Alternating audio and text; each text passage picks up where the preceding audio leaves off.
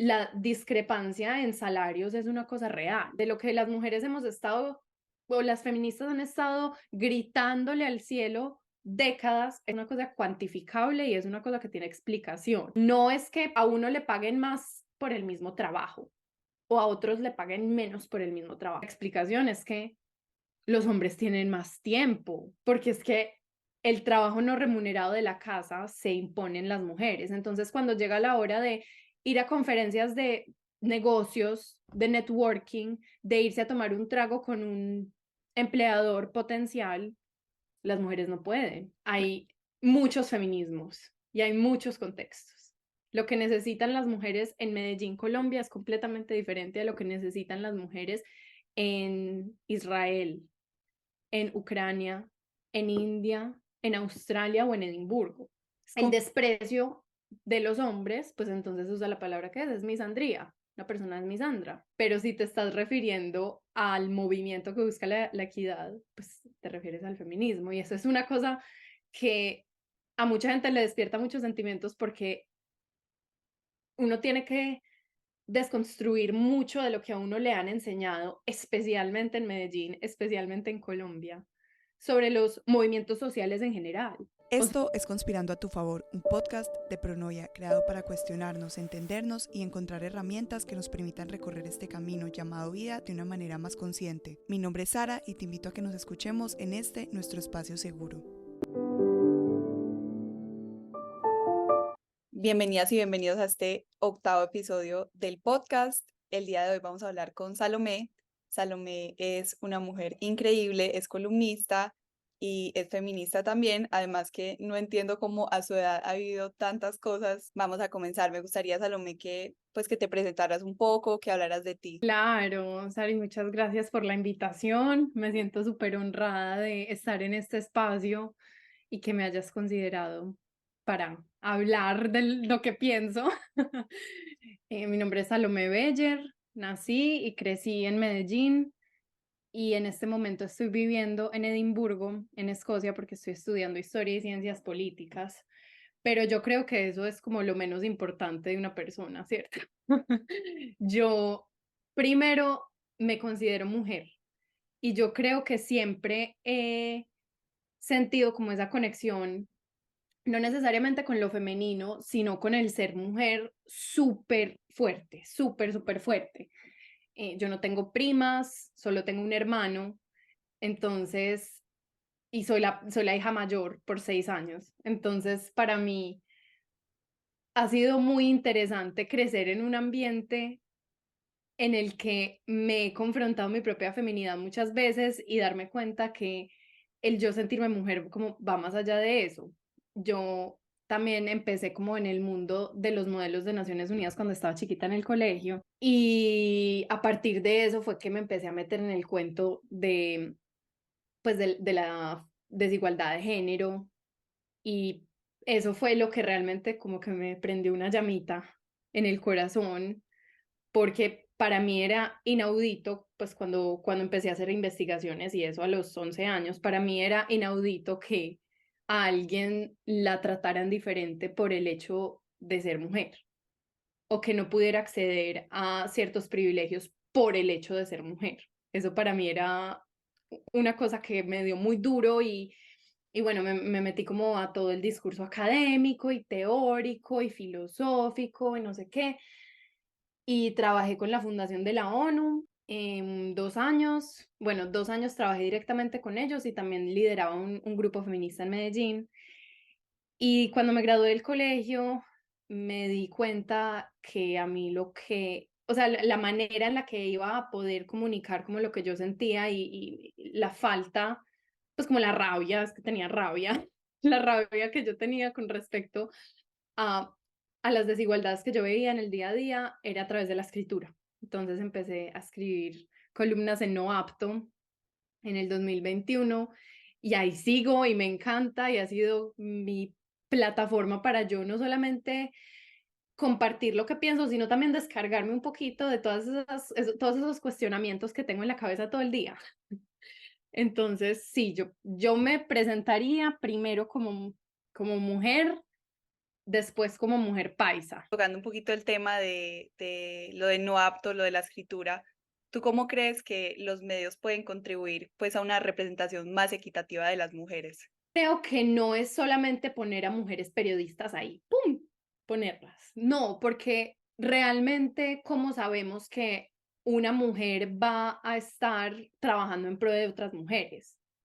Hay mucho, bueno, mucha filosofía con respecto a eso, pero por ejemplo, Margaret Thatcher, la primera persona que pienso, una política mujer, que aquí, pues en el país en el que yo vivo actualmente, fue supremamente conservadora, afectó muchísimo a la clase media y afectó muchísimo a las mujeres y a las poblaciones diversas en cuanto a derechos, en cuanto a acceso a oportunidades, en cuanto a mil cosas. Entonces, no es solamente poner como ¡pum!, a una mujer a que sea periodista o darle una columna para que escriba, o no, eso no, para mí no es suficiente.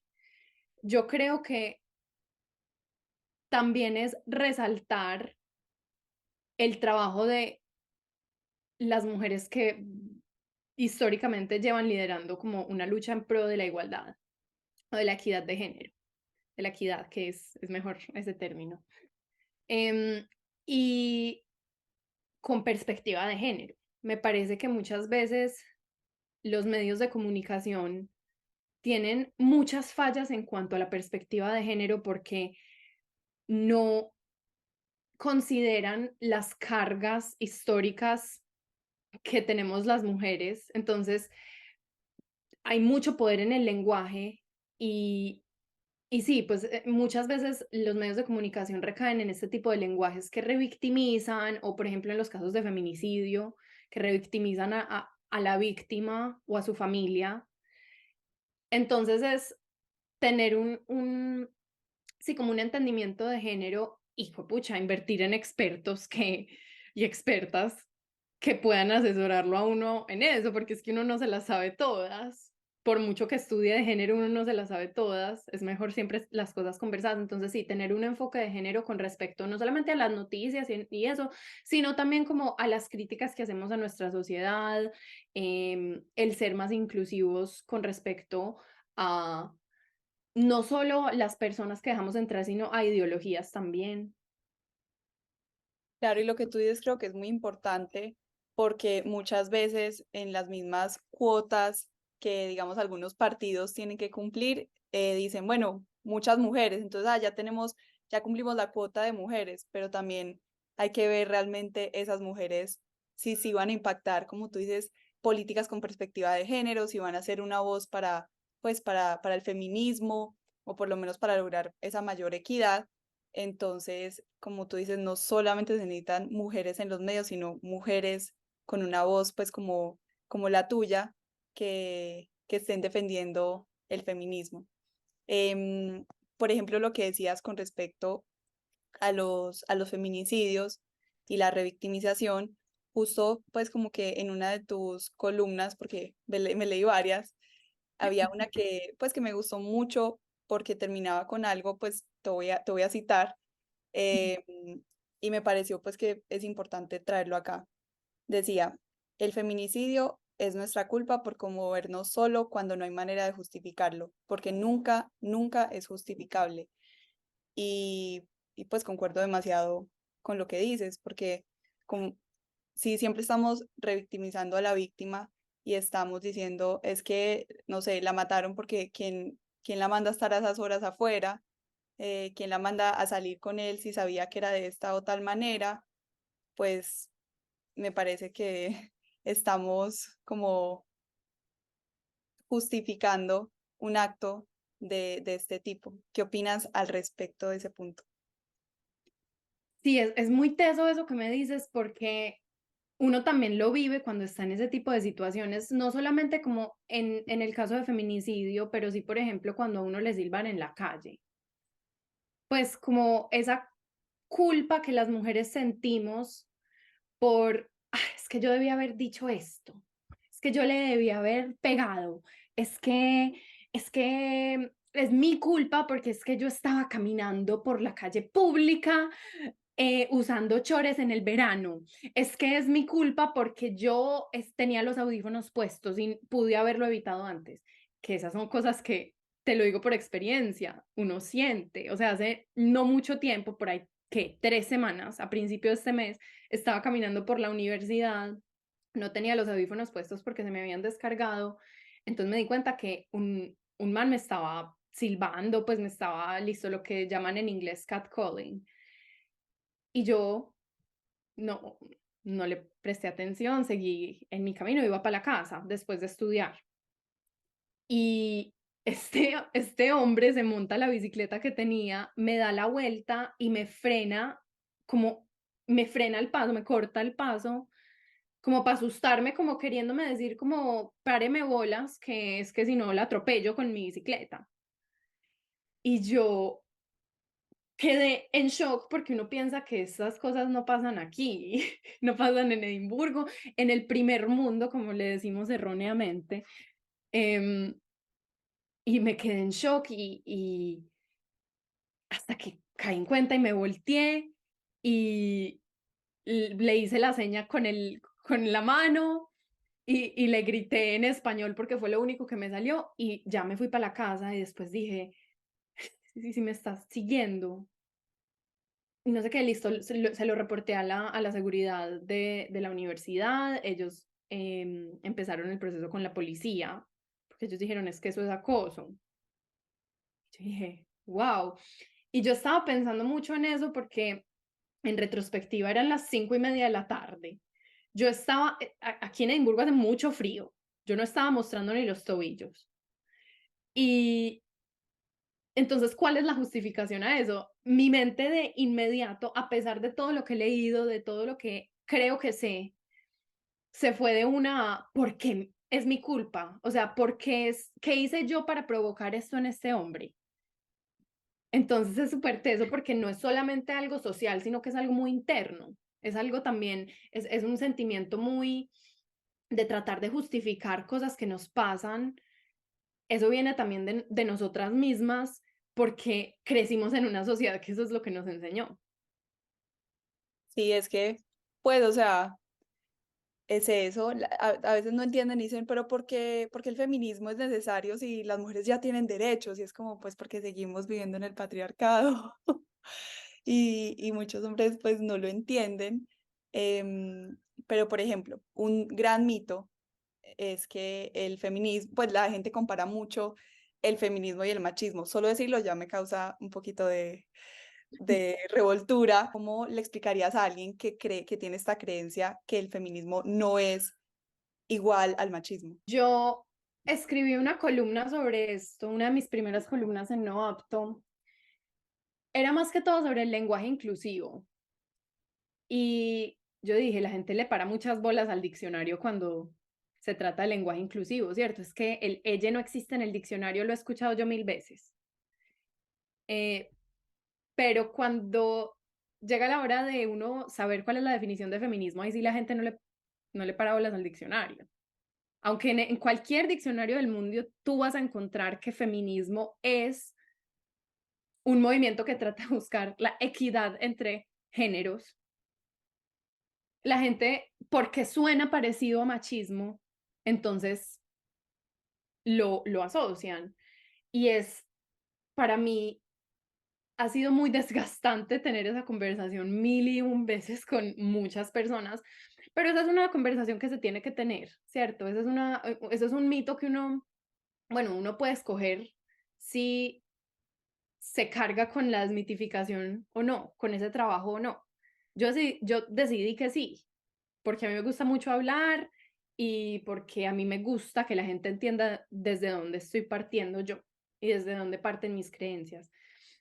Pero sí es muy desgastante porque busquen en el diccionario, literalmente busquen en cualquier diccionario que quieran, en el idioma que quieran y les va a salir cuál es la definición de feminismo. No es lo contrario al machismo, sí hay una palabra para eso, se llama misandría.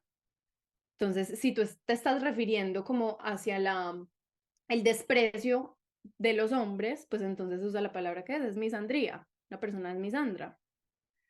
pero si te estás refiriendo al movimiento que busca la equidad, pues te refieres al feminismo. Y eso es una cosa que a mucha gente le despierta muchos sentimientos porque uno tiene que desconstruir mucho de lo que a uno le han enseñado, especialmente en Medellín, especialmente en Colombia, sobre los movimientos sociales en general o sobre las feministas en general.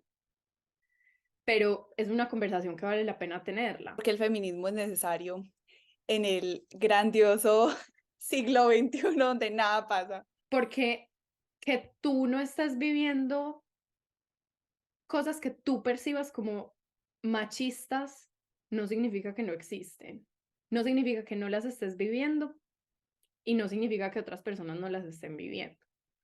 Pues el premio Nobel de Economía de este año se lo dieron a una mujer que demostró que la discrepancia en salarios es una cosa real, es algo real, de lo que las mujeres hemos estado, o las feministas han estado gritándole al cielo décadas, es una cosa real, es una cosa cuantificable y es una cosa que tiene explicación.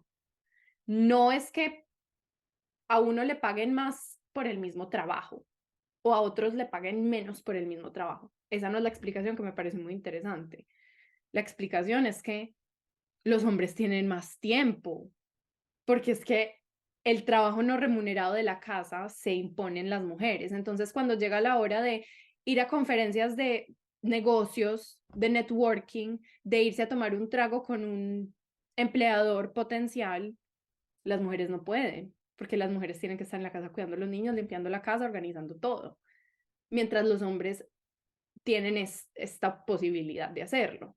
Entonces, esa explicación creo que resume pues como en económicamente porque una de las razones por las que todavía se necesita el feminismo. La otra cosa es que el feminismo ha tenido 3 olas ya y cada ola ha luchado por una cosa diferente. El voto, derechos sexuales y reproductivos, 1000 causas. Y el feminismo en este momento, yo no le diría que es la cuarta ola, porque hay muchos feminismos y hay muchos contextos. Lo que necesitan las mujeres en Medellín, Colombia, es completamente diferente a lo que necesitan las mujeres en Israel, en Ucrania, en India, en Australia o en Edimburgo.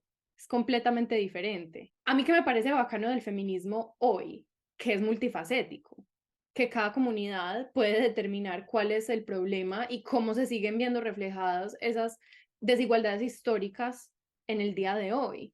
Por ejemplo, acá en Edimburgo, los productos de higiene menstrual son gratis para todo el mundo.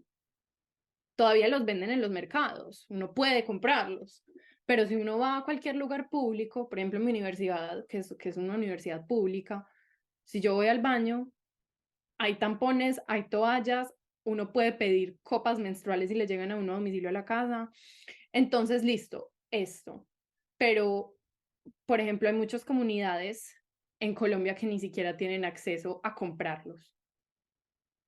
¿Sí me entiendes? Y eso es un derecho, el derecho de la salud.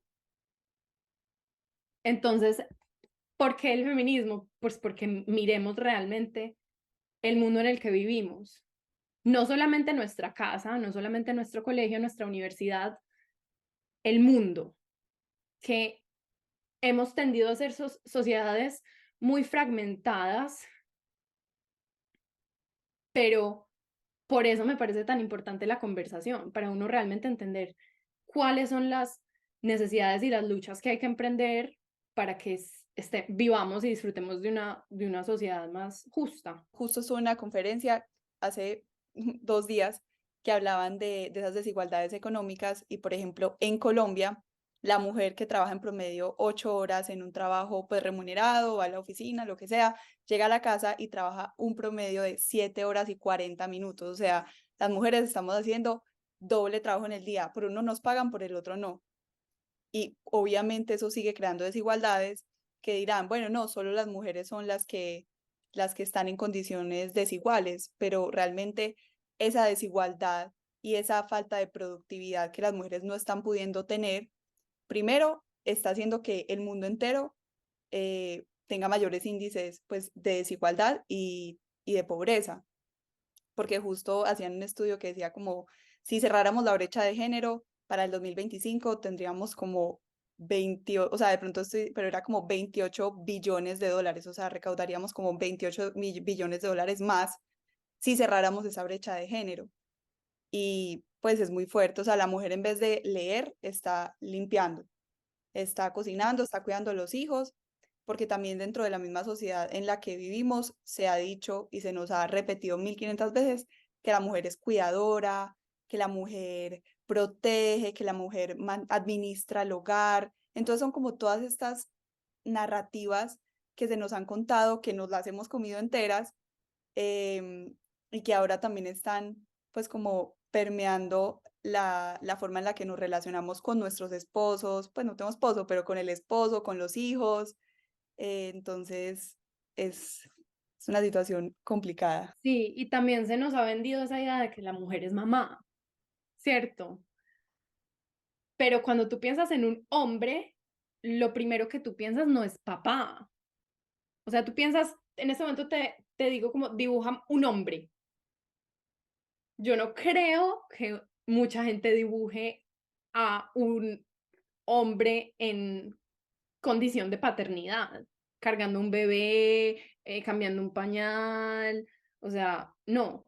Pero cuando uno piensa en mujer, uno inmediatamente lo asocia con la maternidad. Claro, qué dicha la maternidad. Pues yo no soy mamá y no pienso serlo en muchísimo tiempo, pero qué nota, de verdad, qué nota que nosotras tenemos ese poder literalmente de tener bebés. Es que eso es una cosa demasiado loca de pensar, pero ¿qué más somos? O sea, la sociedad nos ve como mamás y como que más, ¿cierto? Como cuidadoras y como que más. Cuando un miembro de la familia se enferma, ¿quiénes lo van a cuidar? Al hospital, ¿quiénes pasan la noche en el hospital con esa persona?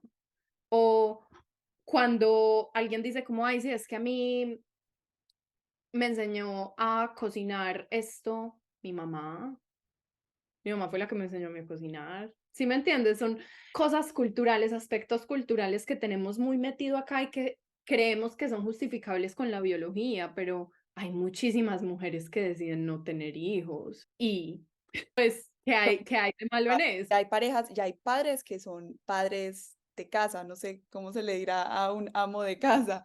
O Sí. sea, ya son padres que toman la decisión de quedarse en casa porque la mujer de pronto es quien tiene el mejor trabajo, la que más puede proveer, o bueno, sí, o sea, es normal y esto también puede pasar y también, pues, algo de lo que no se habla mucho, pero yo siempre he pensado es que el feminismo libera a los hombres. O sea, el feminismo también le permite a ellos ser sensibles, tener más espacios para ser papás, poder también pedir permisos en el trabajo, que no sea únicamente la mujer la que está diciendo, ay, ven, es que tengo que recoger al niño. No, que el hombre también pueda decir, puedo recoger a mi hijo, puedo pasar más tiempo y tener una licencia más grande. Entonces son todas estas cosas que de pronto no se hablan tanto, pero el feminismo también los libera muchísimo. Ujú. Sí, hay una cosa muy interesante y es el concepto de las masculinidades y las feminidades. Se ha establecido pues en discursos académicos que la feminidad es un imaginario. Eso no es algo tangible ni probable, o sea, eso no es algo que uno pueda ir y medir. La feminidad es algo imaginario que nos hemos inventado nosotros. ¿Por qué? No tengo ni idea. No he llegado hasta allá en el curso, pero la masculinidad también. Con la masculinidad pasa exactamente lo mismo. Y hay mil tipos de masculinidades, mil tipos de feminidades. Lo que más pienso como en feminidad, que los une a todos estos tipos de feminidades, es la maternidad, pues por lo que te acabo de decir. Pero las masculinidades, hay masculinidades de guerra, hay muchísimos tipos de masculinidades y vivimos tan acostumbrados a esto, a este concepto imaginario no tangible de las masculinidades, que no nos parece raro. No nos parece raro que los hombres literalmente sientan que no pueden llorar en público o que los hombres sientan que no pueden expresar sus sentimientos. Nos parece normal que haya, pues, índices de más hombres que acaban con su vida que mujeres que acaban con su vida, por ejemplo. Entonces, es un tema súper fascinante para mí porque lo veo muy reflejado en Colombia. En Colombia básicamente tenemos todos los casos de todo. En Colombia ha pasado todo, podemos hacer un estudio de todo y en Colombia están todas las masculinidades. Cómo es una masculinidad paisa versus una masculinidad bogotana, cómo es una masculinidad costeña, cómo es una masculinidad de guerra, a los hombres que tuvieron que pasar por el conflicto armado, luchar en el conflicto armado en cualquiera de los agentes de guerra. ¿Sí me entiendes? Entonces es súper impresionante uno pensar en eso y en que el feminismo no solamente está hablando de equidad para un lado o de igualdad para un lado, está hablando de los dos lados. Y tampoco se queda en solo lo que acabo de decir de que los hombres no lloran, entonces el feminismo les va a dar la respuesta para que puedan expresar sus sentimientos. Y no, no necesariamente, porque es que uno aprende de su contexto, ¿cierto? Pero el feminismo sí definitivamente les hace ver a los hombres que es un imaginario, que eso no es algo real, no es algo probado, no es algo, eso que ellos sienten recae en creencias sociales. A ver, ¿nos podrías también, pues para las personas que están como iniciando en el mundo feminista, recomendar algunos libros, algunos textos, para que las personas pues también se empiecen a informar? Claro. El primero que se me ocurre es Feminista por accidente, por Salomé Gómez Upegui. Creo que se llama así, yo me lo leí el año antepasado y es un manual del feminismo. Es feminismo para domis. Y yo tuve la oportunidad de entrevistar a Salomé para No Apto una vez y, o sea, además de que ya estaba yo obsesionada con que fuéramos tocallas, eh, la claridad de esa mujer para expresar conceptos tan difíciles y que requieren de mucho estudio normalmente, me pareció fascinante. Hay otro libro, creo que se llama Men Who Hate Women, también excelente, a una autora, se llama Rebecca Solnit. Ella es una feminista, tiene varios libros, tiene varios artículos académicos y tiene un libro que se llama Men Explain Things to Me. Los hombres me explican cosas. Y es muy bueno porque muestra cómo en el día a día funciona, pues en el día a día del mundo corporativo y de, bueno, todo esto, cómo funciona el patriarcado en un nivel casi molecular, que es el mansplaining. Yo escribí una columna sobre el mansplaining y ese tema también toca muchas fibras. Los recomiendo muchísimo, especialmente si la gente se quiere informar y apenas está empezando a concientizarse sobre estas cosas. Feminista por accidente es la mejor recomendación. Justo hablando de eso, para las personas que no saben qué es el mansplaining. El mansplaining es un poquito difícil de definir porque la gente asume que es cuando los hombres le explican cosas a las mujeres, pero no. O sea, a mí mi papá me ha explicado muchas cosas, mi novio me ha explicado muchas cosas, mi mejor amigo muchas cosas que yo no sé, ¿cierto?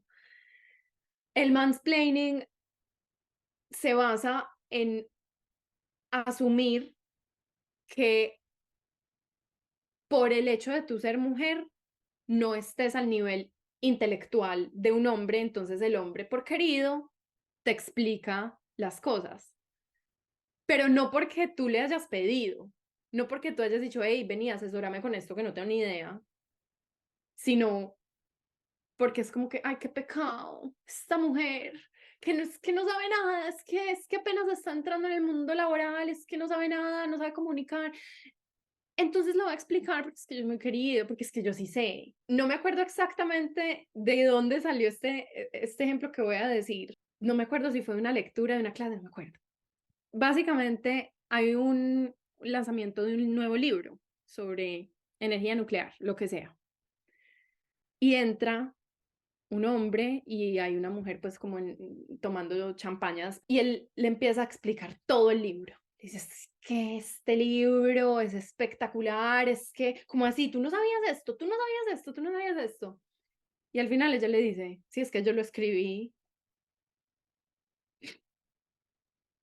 Sí, es que es eso, o sea, es efectivamente esa creencia que, no sé, que la mujer como que tiene una capacidad intelectual más pequeña, entonces por eso llega el Salvador, el que todo lo puede, a explicarnos, a salvarnos de nuestra ignorancia.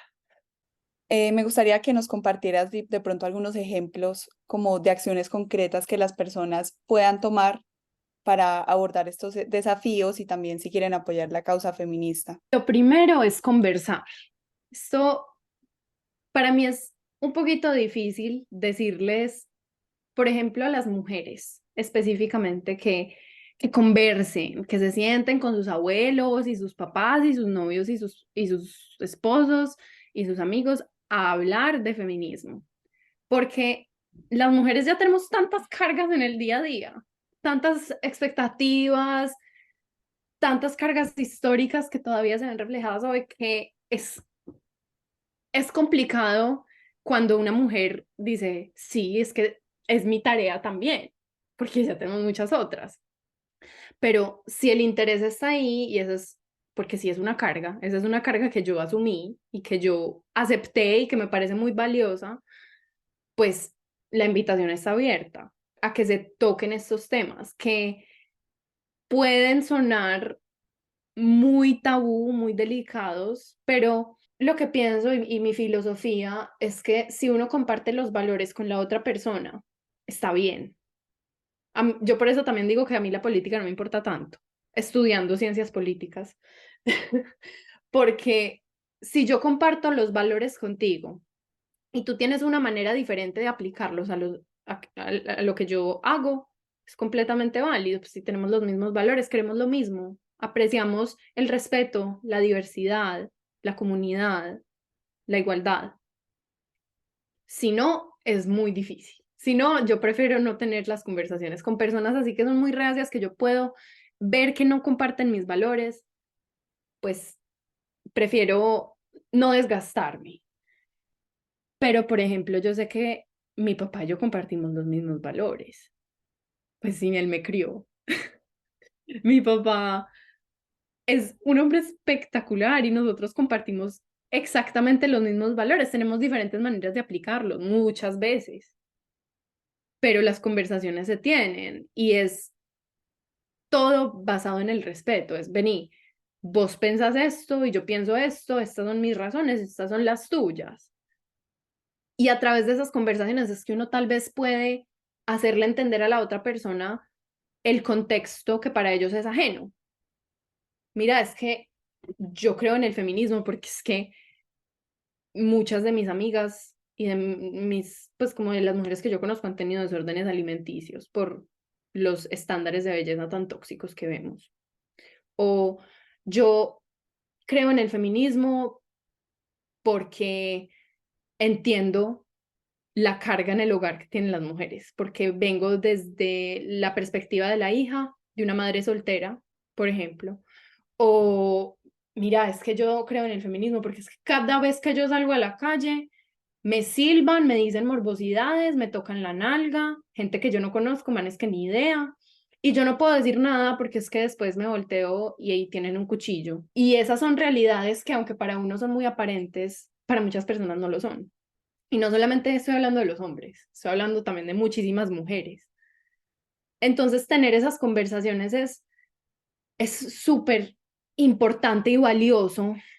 Sí, son muy desgastantes, sí, sí lo son, pero es súper importante por eso mismo, por ese compartir de experiencias y de humanizar un poquito el feminismo, porque es que el feminismo se ha vuelto como este eslogan, como está escrito como en marcador rojo, cuando las personas que están detrás del feminismo, todas tienen experiencias que las llevaron a tomar la decisión de hacer parte del feminismo y no tienen que ser experiencias horribles, como te acabo de decir, pueden ser reflexiones en una clase Puede ser que cuando estabas en el último semestre de la universidad hiciste un proyecto del conflicto armado y te reuniste con las mamás de víctimas del conflicto armado.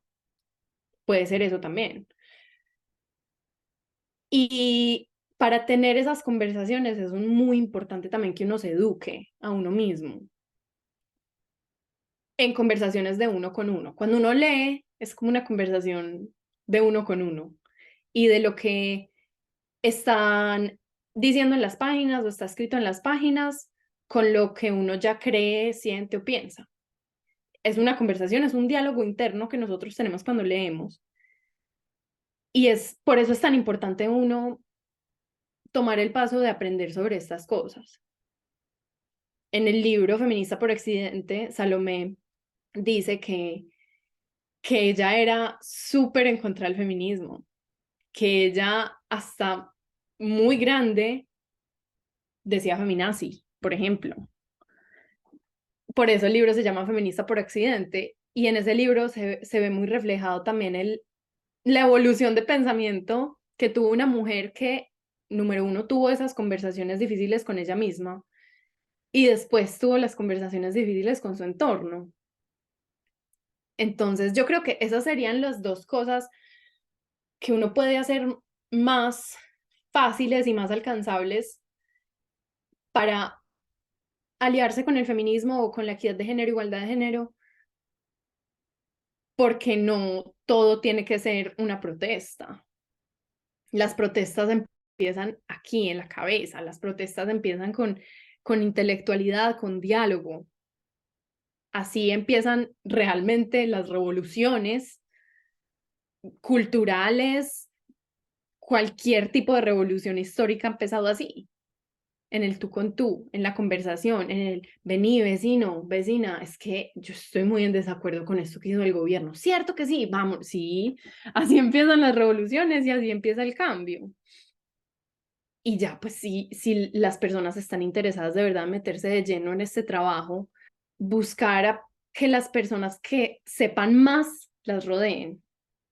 Ojalá uno siempre sea el más bruto del cuarto en el que esté, del salón en el que esté sentado. Ojalá uno sea el que menos sabe, ojalá uno sea el que menos pueda aportar, porque es que así es que uno aprende. Entender desde dónde uno está hablando, o sea, como tú dices, hay diferentes tipos de feminismo y diferentes perspectivas dependiendo también eh, desde el lente que lo estemos viendo y muchas veces decimos, ay, es que, por ejemplo, yo escuchaba justo pues una mujer empresaria muy importante y ella decía, a mí, pues yo no entiendo por qué se quejan tanto las mujeres, yo no tengo ningún techo de cristal, hasta aquí pude llegar porque estoy capacitada, no por ser mujer, o yo no contrataría a una mujer solo porque es mujer.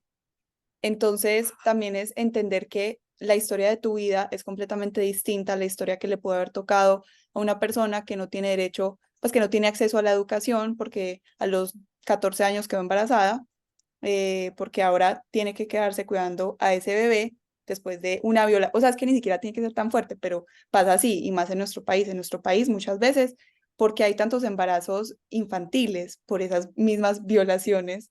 Y pues y esas mismas realidades de las mujeres.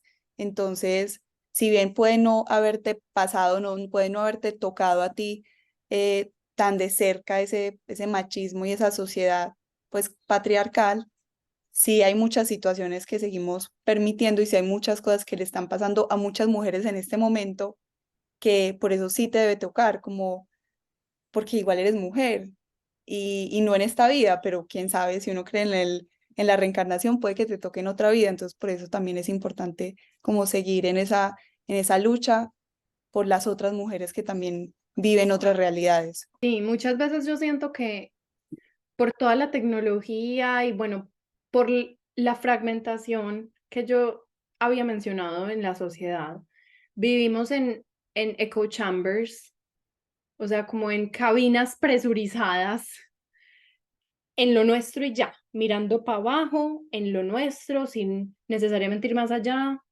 De pronto miramos para el ladito a la cabina de nuestra familia y vemos lo que pasa ahí, y de pronto vemos como nuestro círculo social y vemos lo que pasa ahí, y ya. Pero eso es muy peligroso porque uno mismo se está engañando a pensar que así es el mundo y que las experiencias de uno son experiencias generales. Ojalá, ojalá la gente toda haya vivido como vivió esa empresaria que me estabas mencionando. Eso es lo que uno esperaría, pero uno sabe que no es así, especialmente en Colombia, con tantos años de violencia encima y de violencia patriarcal además, que no es lo mismo. ¿Cómo, cómo se supone que nosotros vamos a ser empáticos si estamos en lo nuestro y ya, si estamos como en esa capsulita presurizada? Igual pasa con redes sociales, es que ese echo chamber es de Twitter, o sea, eso, o bueno, X, eso es una cosa real en la que a ti las redes sociales te muestran cosas parecidas a lo que tú sigues o a lo que tú buscas en Google por las cookies, o entonces tú solamente ves lo mismo, entonces vas reforzando las ideas que tienes. Decías que pues es normal, todo el mundo, a todo el mundo le ha pasado esto, todo el mundo vive así, cuando no, y toma mucho esfuerzo y mucha dedicación salirse de eso y darse a uno mismo la oportunidad de aprender, porque es que es eso. Así es. Bueno, Salomé, ¿cómo crees que los hombres también pueden ser como aliados en esta causa, como tú lo has mencionado? Pues, y como lo mencionaste el día que nos conocimos, tú tienes hombres a tu alrededor increíbles. ¿Cómo consideras que ellos pueden también aliarse? Yo creo que lo primero que los hombres pueden hacer es escuchar y no desde la reactividad y tampoco escuchar para, pues sí, para responder, sino escuchar para aprender, para decir, vení, esta pelada me está diciendo esto por esto, tiene sus razones y me las está explicando, entonces lo voy a respetar, aunque ellos no lo tienen que compartir, no tiene que ser una experiencia que ellos hayan vivido, no tienen que ser unas razones que a ellos los motiven, pueden escuchar. Y ahí está ese componente de la empatía tan importante que te estaba mencionando en este mundo del feminismo. También a partir de esas conversaciones, sacar reflexiones y decir, oh, pucha, es que en mi entorno sí, mis amigos sí dicen cosas muy horribles de las mujeres y sí hacen chistes muy machistas. ¿Y vos qué vas a hacer al respecto? Yo no te estoy pidiendo que cortes contacto con ellos, ni que los insultes, ni nada, sino decirles, vení, es que esto está como, no sé, como salido de tono, pues como un comentario muy maluco, la verdad. Eso, pues número uno, porque me ha pasado, nos ayuda a las mujeres que estamos sentadas alrededor a decir, es que nosotras no estamos locas sintiéndonos mal con este comentario que acaban de hacer. Número dos, también nos demuestra a nosotras que, pucha, esta persona es una persona en la que puedo confiar, en la que puedo confiar con las experiencias que tenga, con las justificaciones o las razones por las que estoy en esta lucha, que es, ojalá llegue el día en el que no tenga que ser una lucha, esa es otra cosa, pero lo sigue siendo. Y tercero, rompe con ese ciclo social tan tóxico en el que entonces esta persona dice algo claramente ofensivo, salido de tono machista, entonces todos se ríen porque hay que reírse, porque es su amigo, entonces no lo quieren hacer sentir mal, entonces, no, vení, vos dijiste, esto no está bien. Entonces, va desde lo mismo, va desde lo personal, de estar abiertos a aprender y no libros, porque en ese tipo de contextos y de conversaciones lo que menos importan son los libros y la academia, sino desde lo tú a tú, desde el nivel de tú a tú. Y también tomárselo tan en serio que puedan tener la valentía, porque requiere mucha valentía de romper con esos patrones sociales que solamente van sumándole a todas estas machismos o los mal llamados micromachismos que se ven día a día. Y también que lo expresen. Es que para mí no hay nada más reconfortante que escuchar a un hombre decir, sí, es que yo soy feminista, obvio. Todas estas acciones van en contra de las masculinidades que estábamos hablando ahorita, pero son tan valiosas y son tan importantes porque el feminismo es un movimiento para todos, entonces también debería ser un movimiento desde todos. Las mujeres somos la mitad de la población del mundo, a ellos también les conviene que nos vaya bien y a nosotras nos conviene que les vaya bien a ellos, porque además, pues si son nuestros papás, nuestros hermanos, nuestros hijos, nuestros primos, nuestros novios, nuestras parejas, nuestros esposos, o sea, es que esa división de mujer-hombre, eso no es real.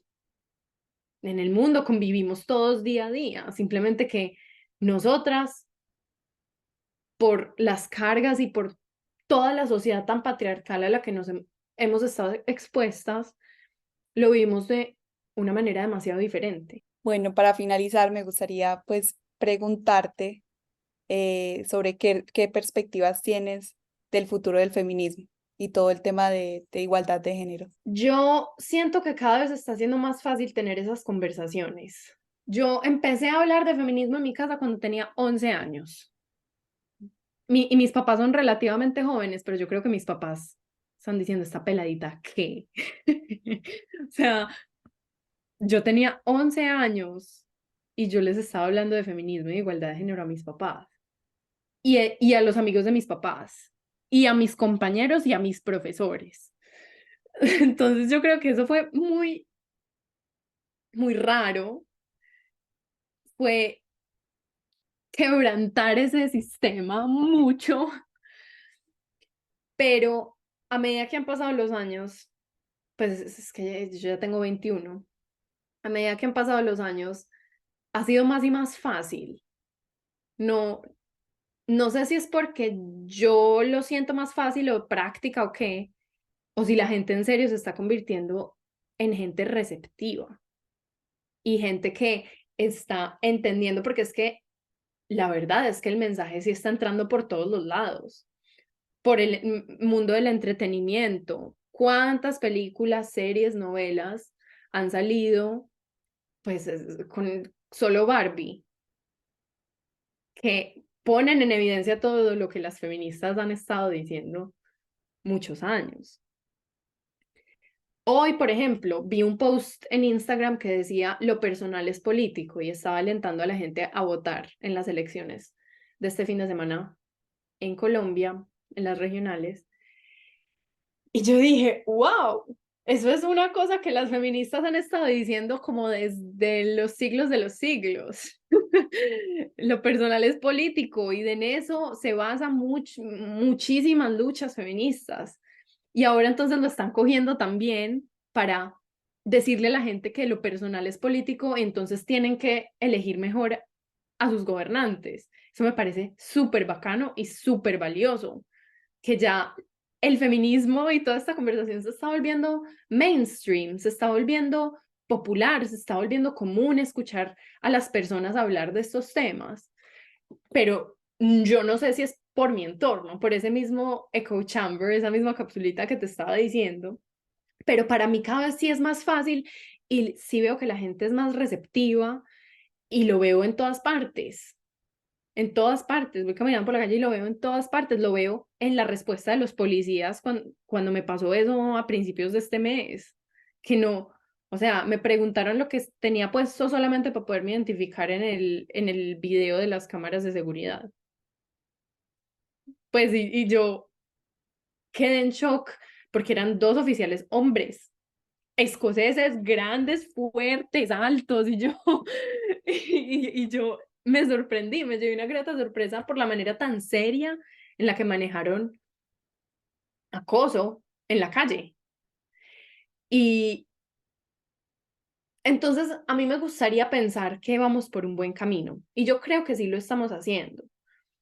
No uso la métrica de elecciones o de candidatos realmente para medir eso todavía, porque siento que no hay opciones en la política sobre, vení, es que yo voy de verdad a darme la pelea por los derechos de las mujeres y de las comunidades diversas. No, no lo he visto nunca. Pero entonces yo lo evalúo de diferentes maneras. La manera tan fácil, por ejemplo, en la que yo estoy teniendo esas conversaciones, yo siento que lo que estoy hablando aquí en la universidad y lo que yo estoy viviendo aquí en Edimburgo, cada vez lo estoy viviendo más en Medellín, que para mí es súper loco y cada vez me llegan más preguntas a mis redes sociales, ya sea por una historia que monté o por una columna que escribí. Salo, vení, ¿qué pensás de esto? Mira, es que me pasó tal y tal cosa, ayúdame, ¿qué pensás? Y son conversaciones alrededor de la igualdad de género. Entonces me parece súper valioso. Yo creo que estamos por buen camino. Como te dije ahorita, yo espero ver el día en el que no sea una lucha, porque es que ojalá uno no tenga que luchar por los derechos, la verdad. Pero sí espero que llegue el día muy pronto en el que esto sea una conversación pública de carácter serio y privado también, que sea una conversación que se tiene en las empresas, en los gobiernos, en las casas, en las calles, para empezar a construir sobre todas estas cosas que las feministas hemos estado diciendo desde hace 1000 años.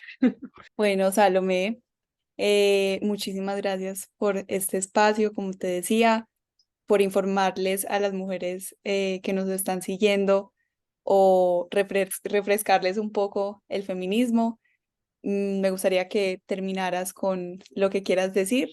Ay, no, muchas gracias por escucharme y muchas gracias por la invitación, Sara. De verdad, para mí es un privilegio hablar sobre estos temas que me apasionan tanto y compartir un poquito de lo que ha sido mi proceso intelectual evolutivo sobre estos temas.